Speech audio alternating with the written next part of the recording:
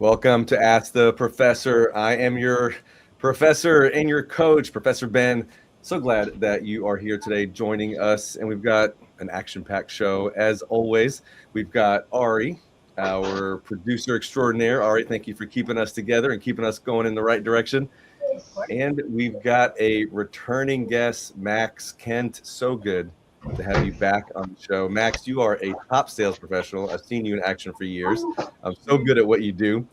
You're a procurement expert, definitely expert in your field when it comes to that. And because you just don't like to sit around and do nothing, you're the founder of Procure Service Limited, I guess really known as PSL, right, in the UK. So glad that you're back, Max.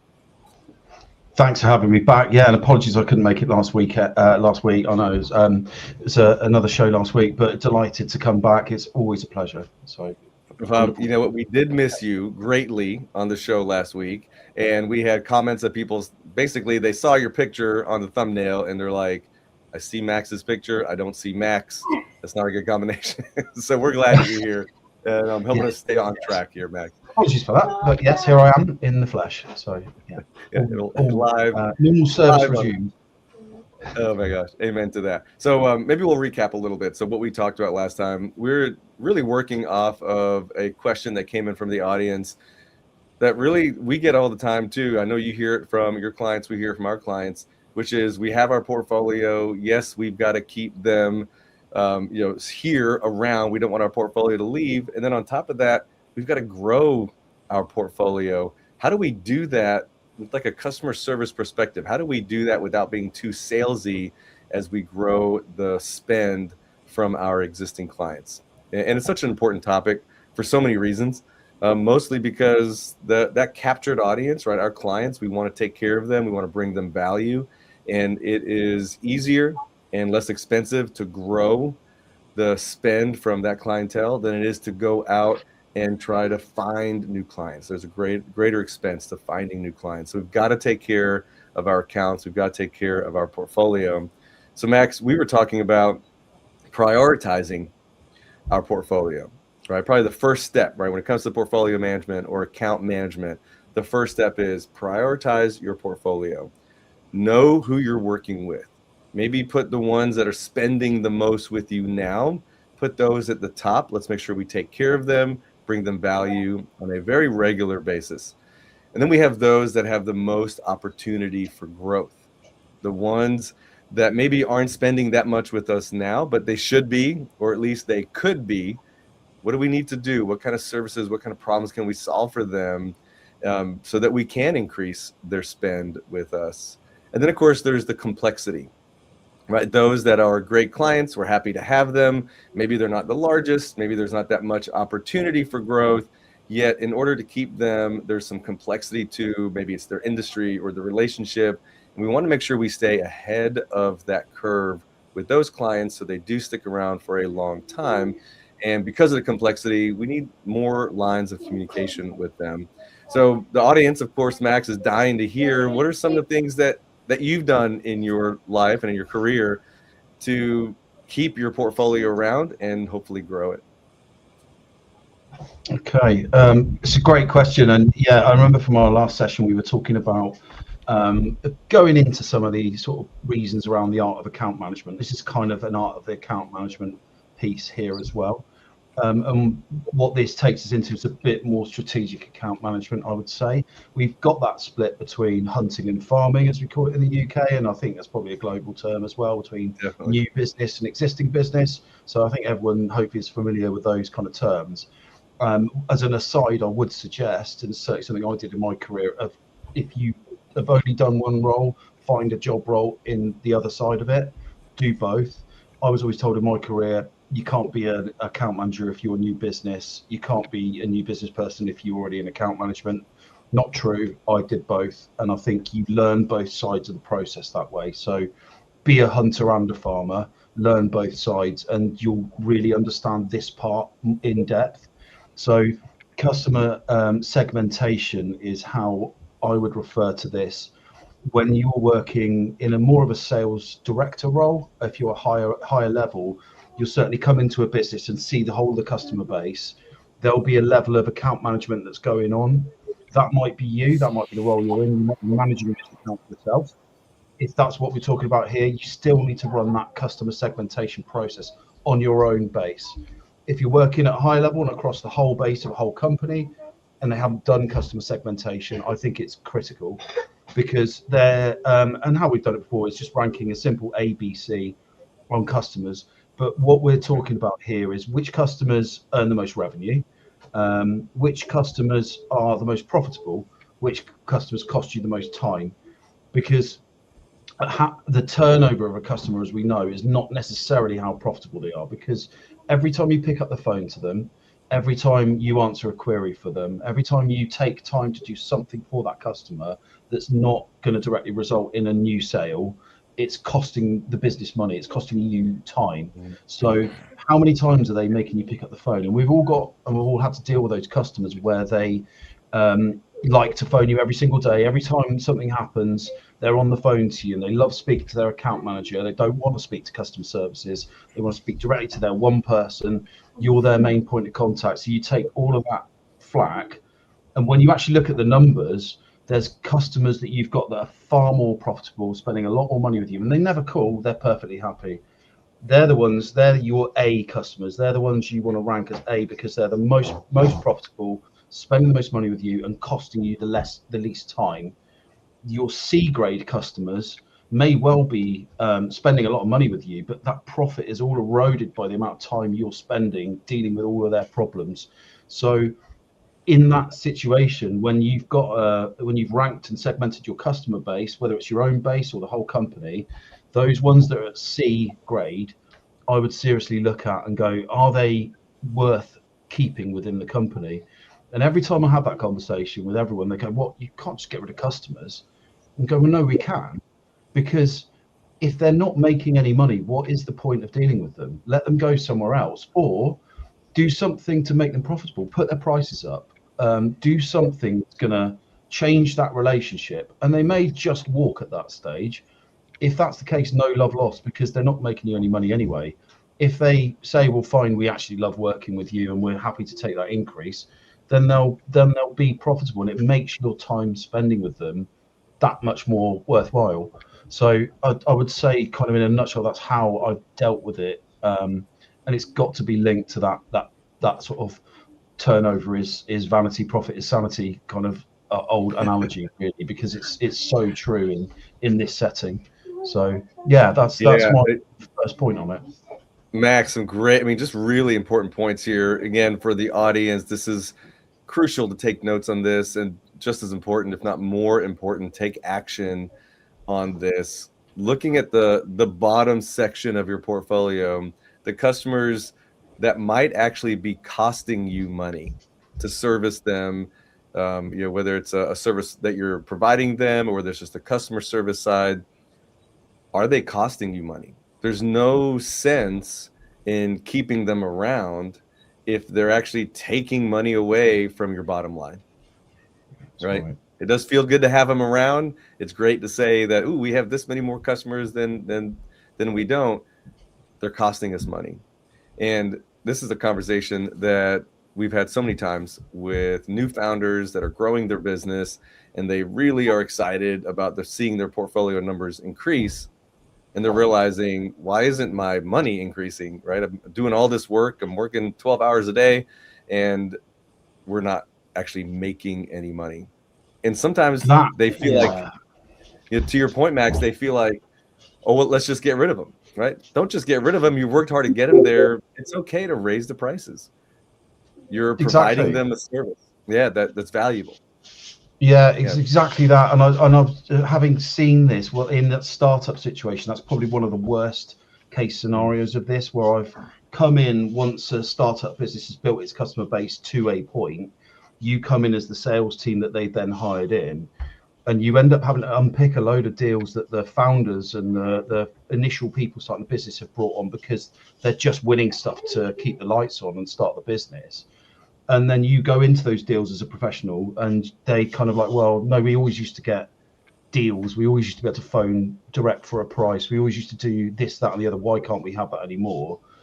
And so that's even harder, because you have to sort of unpick some of the stuff the founders have done. So I'm sure you're not guilty of that, Ben, as a founder, but it's just think Not of the this time salespeople coming around. into that after you. For sure. Maybe not this time around, but definitely the other times around. Again, it feels good to have those portfolio numbers, and yeah, we forget you have to actually make money. That is an important part. So maybe we jump into. So thank you, Max, for the insight. First off, that was huge, and such an eye opener for those that are living that and experiencing that right now.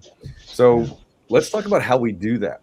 Right. So last week we mentioned we need to have our pre-scheduled meetings so that our customers know when to expect us to be available. Doesn't mean that they can't contact us as needed. Of course, just giving that peace of mind that we are there for them. So whether some people call this quarterly business reviews, and they know we're going to meet with them every quarter, having those pre-scheduled meetings reduces that anxiety from your customer base, and also takes away the temptation to respond to maybe your competitors that are knocking on the door because they haven't heard from you in a long time. Right now they're interested in hearing from your competitor. So those pre-scheduled meetings are key. And if it's time to have that conversation about raising prices, that's a great time to do that. So let's talk a little bit. Ari, I think we've got a great visual here for what do we do in these pre-scheduled meetings. I get a lot of, I might even call it pushback or anxiety from sales professionals that say, hey, if my customer calls me, I'm willing to pick up the phone and talk to them. But when it comes to me scheduling a meeting with them, I don't know how to make that valuable. I don't know where to bring in the reason for the call, the what's in it for me. So Max, if you want to chime in on this one too, and just thinking of, what do we do in those quarterly business reviews that can bring value and make the customer see that value during the call? Yeah. Okay. So I think it's a bit of a poor excuse saying I can't think of anything to tell my customer about in the next meeting. I can't think of anything that will make this valuable. So first of all, have a bit of more creative thought, use your brain a bit more, but more importantly, ask better questions. And actually, this I think boils down to having a genuine interest in your customers and what they do. Ask for a site tour, get on site, go and be taken around and see what their business actually does. I mean, how many times do we work with customers where we're selling them a product, we've got no idea what that company does? Wow. Those people live it every single day. So talk to them about what they actually do, show an interest, and ask who else is working in the business, what else do they buy? Because that way you will open up all sorts of different avenues, and you may well go, well, I've gotten a meet, I've actually have exhausted all the things that particular person could buy, but they've just introduced me to someone in another department who buys a load of more stuff that we didn't even know about. So that then grows that account massively. But it's not about going, what more can I get out of this one person because that's my only contact. That might be, you may well have exhausted their possibilities. That's fair enough. But have you really asked all the questions that's exposed that and taken that to the nth degree? Because I think both points are valid. You need to ask better questions, more open questions that really get them talking about their business, get them talking about their problems, and then you can within that take notes and just circle or whatever you need to do the key points that you can then play back to them that your service will be a benefit to. And then that what else in the business, I think is the next stage of that. So I've heard that so many times. I just don't know what to say to them. I've sold them everything I possibly can. I'd never buy it normally. Oh, I love Max. The tough love is great. we need that tough love sometimes. So Max, what I'm hearing is genuine curiosity, right? As sales professionals, we need to be curious about what our customers are doing, how we can help them, the friction that they're experiencing in their world, and not because, how can I put them in a headlock and try to sell them something, but really because you genuinely want to know what their business is like, right? What their day-to-day is like. And then Max, I love how you're saying, once you find that out, you're going to realize there's somebody else in the department next door that can also use your services. Maybe a referral to an external relationship that your current buyer has at a company where they used to work that has the same problems that you solved for them. So many opportunities when you just increase that genuine curiosity as a sales professional, especially with your portfolio. Yeah, if you show you care and then you ask for that referral, if it's another department or another business they know, that can really change the game with your sales kind of success overnight. Really, you can get. I've got into all sorts of accounts asking for referrals, all sorts of business I never thought I'd get into, and it all started with that. They understood that I actually cared about their business. I actually cared about their success, what they do, what their business does. I want a site tour because I'm genuinely interested to see what you do. It's not that I want to sell you something necessarily. It's kind of I'm actually interested in what your business does, and that's that genuine part that they can see straight away, and that comes across. You can't be disingenuous with that because most people can see straight through that. So you've got to put everything into that and really be genuine about it. Absolutely. First step, right? Leading with that empathy. So let's talk about the agenda specifically. I have seen this. I've heard it with my own ears. I've seen it with my own eyes, where an account manager is starting one of these portfolio meetings that they scheduled because their boss required them to, right? Because it's an expectation. And they start the meeting with, so what do you want to talk about? Right. And so now the clients talk about just increasing anxiety, where the client's going, hey, you called this meeting, my time is valuable, we need to make sure that we're using it wisely.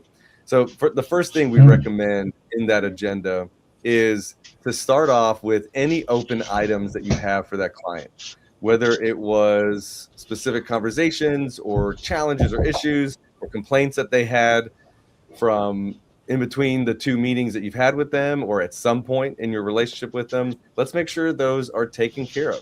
Let's make sure that they're handled properly and there's no further issues with that, right? So providing that update and closing the loop. The next thing on our agenda that's going to be really helpful in lowering their anxiety is giving them a little bit of a state of the union or state of the relationship. What's the volume like right now? What are some of the wins and successes that you've seen in solving their problems, and offering their solution?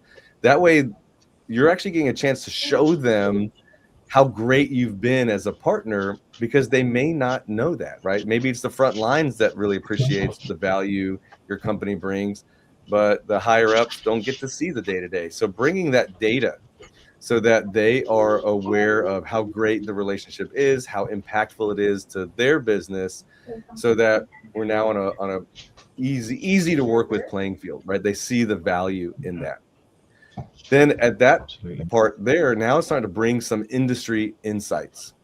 One of the most valuable things that we can do as sales professionals, and Max, you are the master at this, is having that industry insight, right? Being an industry thought leader, so that your customers are actually picking up the phone and calling you. They want to know what you know in the industry because you live and breathe it. So bringing that industry insights is such an important part. But what are some of the tricks of the trades that you do to be that industry expert, Max? Again, we're talking about being genuinely interested. I'm genuinely interested in the market I work in. So I've been in sort of industries that range from print and print consumables to office consumables, into the software and the technologies that process all of that and pay for it. I've always been interested in that transactional process. So it's always been something I've wanted to learn more about, whether it's a competitor and a really good pitch that they're doing or a really good new software offering. It's not me looking at them going, oh, I wish we had that. It's me just generally going, oh, that looks good for the marketplace. What does that give to the customers that we don't? How do we counter that? But also, what can I learn about it? Because it actually might be quite good. It's not just looking at the market and going, well, all the competitors are rubbish. We're the best because that's what the business has told me in my training. I'm going to go out and just do what I've been told. You've got to have that genuine interest. If you really want to be a thought leader, it's genuinely understanding what the marketplace is in, the trends, the technologies, looking ahead into the future, reading the right publications, signing up to the right blogs, following the right people. Take the time to do it, and you'll learn so much. Within weeks of doing that, you'll learn more than probably your customers do, because they don't have the time a lot of the time to learn this stuff. Then a lot of the time you don't know when it's going to be relevant, but you'll be in a conversation, something pop into your mind that you read 3 weeks ago, whatever it is, and that's when you have that insight. Go, oh, actually, yeah, someone was talking about that. I can tell you more about it, and that's that up to the minute, right when the right time is, insight that we're talking about here. So just keep storing all that in your mind through learning and just being generally open to learning. Don't just keep repeating the same day over and over again, where you're staring at a CRM system and a list of prospects and going, why have none of them called me yet? And Max, so many salespeople fall into that category, right? What a great refresher as you're saying this is, let's be intentional about our industry. Let's go out there and be experts, be curious about our industry, so that we can provide that value just in everyday conversations with our clients. And we could be the person that they're calling us, right? Instead of us having to hunt them down, because they know that we are genuinely interested in that industry. We want to be the expert there. And that's game changing when we take that approach. Here's a great comment. Looks like ours Andy, we've seen you comment on here before, and sounds like you've started using these meetings with your client relationships, and they're paying off. So that we always love hearing that. And kudos to you for taking that leap. Yeah, being bold to go out there and get these meetings to happen, because they are so valuable. Max, we always somehow we seem to do this when you're on the shows. We're going over time because you have such great insight, so much to share. The last part here, yeah, that is it. I know, and time flies when you're having fun. This last part here on the agenda is what you mentioned, which is ask for those referrals, ask to be introduced to other departments, right? Once you've lowered that anxiety by using this agenda structure, and you've brought value to your customers, they're going to be more apt to share or make introductions, share referrals, or other places where you can go to help solve problems for people on their team or people in their network. So we have to remember that part of it. If we do these agendas properly, right? If we have these portfolio meetings and we do them correctly, we are going to have more opportunities to grow our business within that organization, or even get referrals outside of the organization. And that's super important. Super important. Yeah. Who else? Max, what else was I was trained on? So just remember that. Who else can I sell to? What else do they buy? Who else? What else? That's a great way just to start that frame of mind of, I'm bringing value. Let's go grow this portfolio. Let's go grow our business. Hands down. Hey, Max, as always, you bring so much excitement and just energy into the sales topics. Can we get you back on the show again? We've got another topic that we need to talk about, just based on questions. I thought you'd never ask. Okay, very good. So next time we have Max, time we have you on the show, Max, let's dig into the different sales philosophies out there, like spin selling, MedPick, challenger sales. There's so many of them. Let's dig into those and just kind of peel back the layers on similarities and differences, and give the sales teams that watch the show week in, week out, give them some extra tools on how to go out there and close more deals. Does that sound like a great topic? Perfect. Yeah, I can't wait. Absolutely. All over that. Can't wait. Max, thank you for crossing the pond over here, going live with us on LinkedIn, on YouTube, on Instagram. Always well received, and looking forward to having you back on the show. Everyone who's watching, thank you guys for tuning in. Looking forward to seeing you next week as we jump into more topics about business, influence, sales, leadership, all the challenges that we experience each week. We all come together so we can solve them together. See you guys next time.